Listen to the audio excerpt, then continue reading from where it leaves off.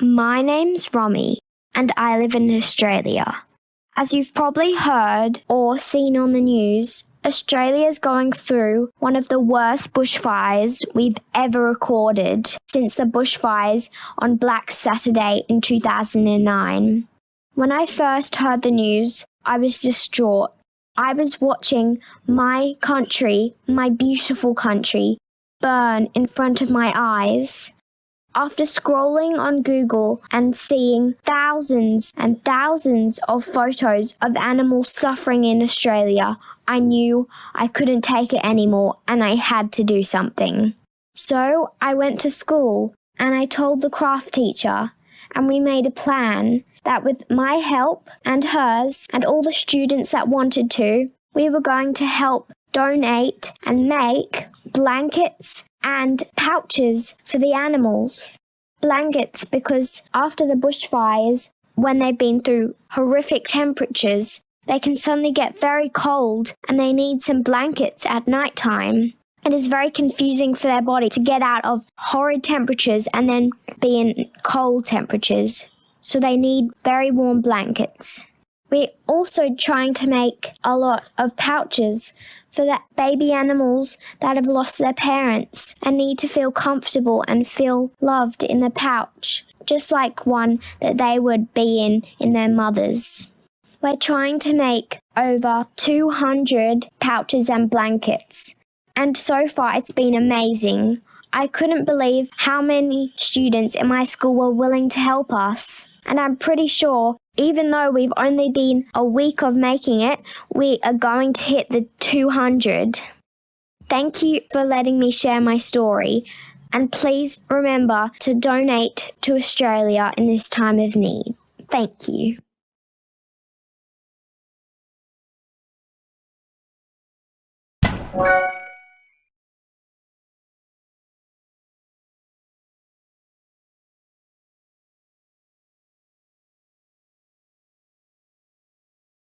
So this one time, my boyfriend and I went to Walgreens. This was back in winter. We walked inside, got some snacks, some drinks. Then we went outside and we saw this homeless man.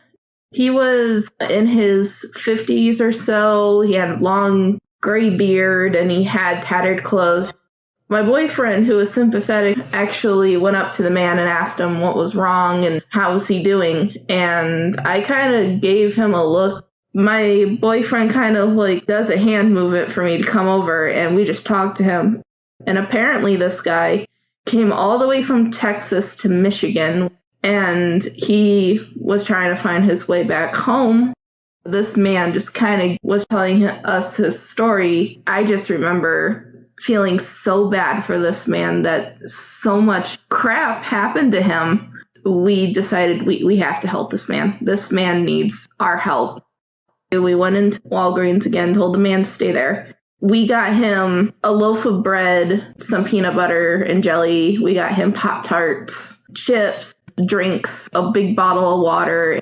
We gave him the bag, and at first he refused. He's like, no, I can't take this. And we said, no, we insist. His face lit up so much. He was just so happy. And then I remember that there was a blanket in the trunk of my car. So I grabbed it out and I gave it to him because he was so cold. And my boyfriend bought him hand gloves and some of those hand warmer things that you put inside the gloves. The man was just so happy. He cried in front of us. He was like, oh my gosh, I'd never have met so many nice people. My heart was gleaming. I was so happy to see this man so happy. And nowadays, I don't see him around our city anymore, so I'm hoping and praying that he actually made it to Texas. And if he does and ends up seeing this story, I just want to say hi. And I wanted to give you guys a message. Don't be fearful of the homeless people. If you are, just help them. There's a bunch of soup kitchens that you can work at. You can work at charities, because the feeling of helping someone less fortunate than you is an undescribable feeling, and it actually really helps. and it makes your day better. So that's a win-win.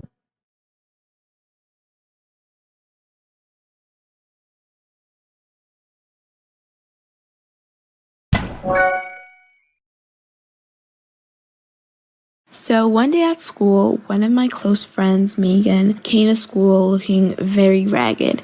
Her clothes were ripped up, her shoes had holes in the front, her hair was just a complete mess, and she had a lot of bruises on her legs.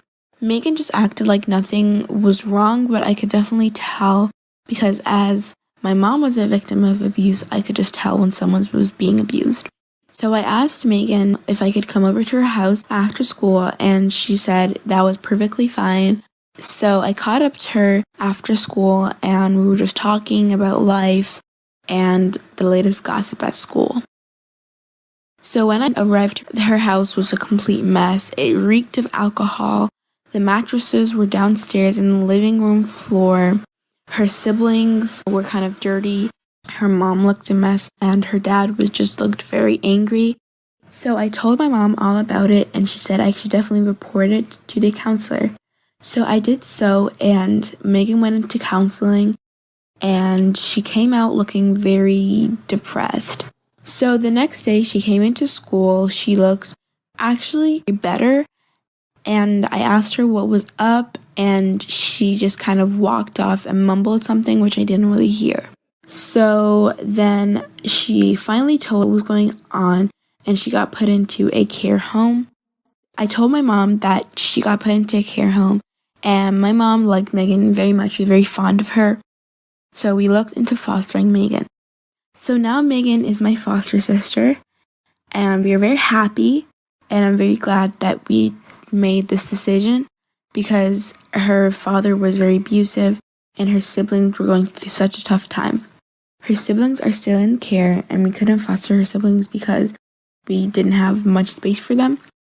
If you notice anything weird about anyone in your school or anyone in general, make sure you report it to someone that could help.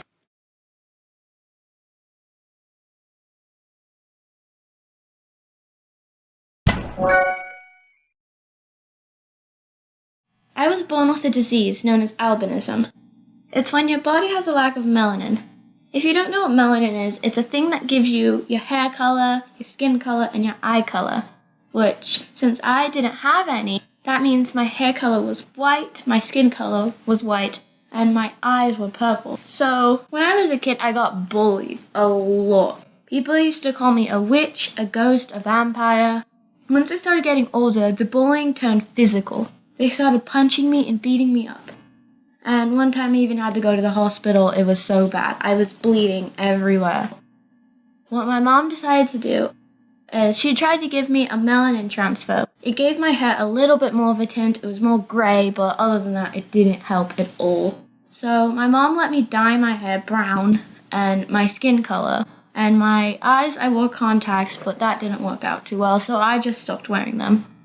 But since I looked like a normal person, people didn't bully me. So I went to a different school so no one knew what I looked like.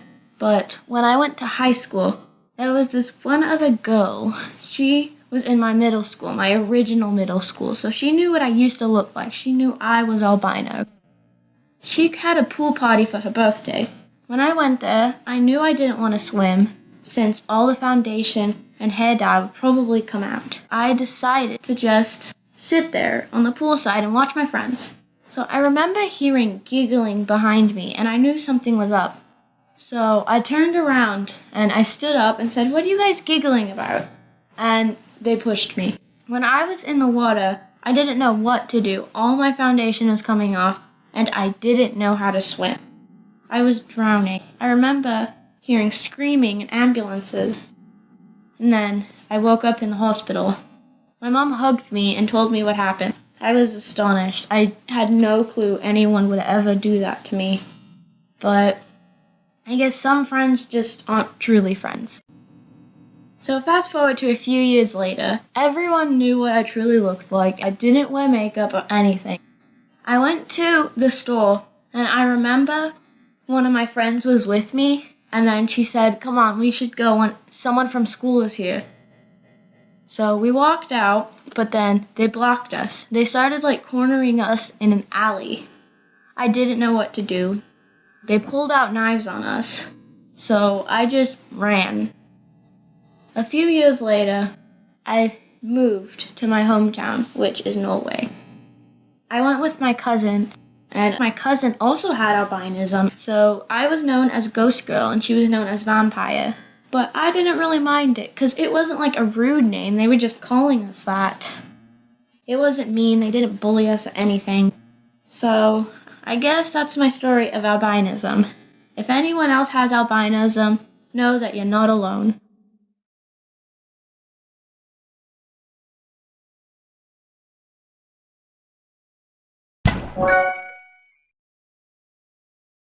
I had just turned 18. I knew that year for me was going to be the year of tough decision making, for life in general, but also because 18 was a typical age for anyone who's been adopted to seek out and find their biological family. Although I had it set in my mind that I'd reach out to my biological mother as soon as I turned 18, I didn't. I actually waited until October of 2018. Over the years, I always imagined how things would be once I reconnected with my biological mother. Even wondered how much we looked alike, and if we looked alike at all. I pictured us hanging out all the time and becoming best friends and having big family gatherings with my adoptive and biological family. There was a lot I thought about, but even through all of the thinking, I never knew what to fully expect. I was able to find my mother via Facebook, surprisingly, after years of looking for her and never seeing a profile pop up. I sent her a message that said something like, "Hey Mom, it's Laisha, your daughter. How have you been?" Days go by and the message hasn't been seen. I still had hope though, but soon those days of no response turned into weeks, and soon those weeks turned into months. Until December 22nd of 2018, I got a message saying, "Hey Laisha, how are you doing? If you ever have the time, can I see you?" A lot of emotions were felt this day, mostly happy. Happy that my biological mother never forgot about me after 11 years of me being taken away from her. We continued to talk, and then Christmas Day came, where I spent the holiday with my adoptive family, of course, and then arranged plans to see my mom that day. I was beyond nervous, but the excitement I had could cause me to shoot through the roof if I could. It was the moment I've waited for so many years. Not only was I seeing my mom, but I was also seeing my grandmother, along with 2 of my aunts and some of my cousins. I walked up to the door and I was instantly greeted by my grandmother, and then my mom. It was almost like I was staring into a mirror. I saw myself in her. And I think that's when it fully clicked that this is my mother. We greeted and then hugged for what seemed like forever. It was so weird to be living in a moment I've dreamt about for so long. We spent the day hanging out and talking and just catching each other up on what's happening in life. We definitely have a long way to go to make up for the years missed in each other's lives, but that's okay. Just being able to talk to her and to see her, it's an amazing feeling, and it's definitely a time to remember. Christmas of 2018 was the best Christmas I've ever had. I remember asking Santa when I was 8 to have my mom back, and although he's a little late on the gift, the timing couldn't have been any better, and I couldn't have gotten her a gift any better than that.